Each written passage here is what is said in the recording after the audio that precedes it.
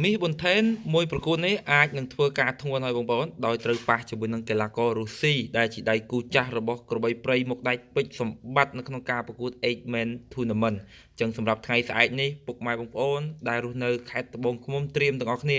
ការប្រកួតលក្ខណៈអំបោះឆៅរហូតទៅដល់5គូឯណោះបងប្អូនដែលនោះមានកីឡាករកូរ៉ាម៉ាច័ន្ទរាជមានកីឡាករភក្តីគុណខ្មែរកីឡាករសោមវិឆ័យសាន់គុណខ្មែរជាមួយនឹងកីឡាករ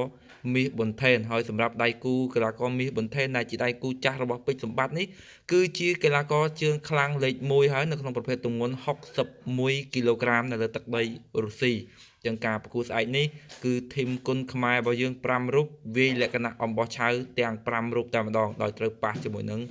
ធីមខាងរុស្ស៊ីហើយសម្រាប់ការប្រកួតទាំង5គូនេះខ្ញុំបាទគិតថាគូដែលតានតឹងបំផុតនោះគឺ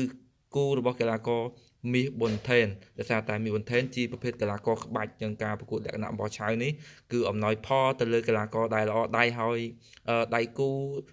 មាសប៊ុនថេននេះដោយការប៉ះពេជ្រសម្បត្តិពុកម៉ែបងប្អូនបានដឹងពីសមត្ថភាពរបស់គាត់ច្បាស់ហើយជាកីឡាករដែលល្អដៃចេញអាវុធដូរដៃមួយពេជ្រសម្បត្តិបានហើយតាន់បាទអញ្ចឹងសម្រាប់គូនេះគឺខ្ញុំឲ្យភាគរយទៅមាសប៊ុនថេនត្រឹមតែ40%ទេបងប្អូនសម្រាប់កីឡាកររុស្ស៊ីគឺខ្ញុំឲ្យទៅ60%ហើយគូនេះភាគរយគឺមិនចប់ទឹកទេបងប្អូនអញ្ចឹងជាក់ស្ដែងយើងចាំអ៊ុតការប្រកួតនៅថ្ងៃស្អែកនេះទាំងអស់គ្នាហើយចុងក្រោយខ្ញុំបាទសូមអរគុណសម្រាប់ប្រិយមិត្តពុកម៉ែបងប្អូនដែលចូលមកតាមដានស្ដាប់និងទស្សនាថ្មីកុំភ្លេចជួយ like share ក៏ដូចជា follow page ថ្មីនិង subscribe នៅ channel YouTube admin ម្នាក់មួយផងជួបគ្នាវីដេអូថ្មីក្រោយទៀត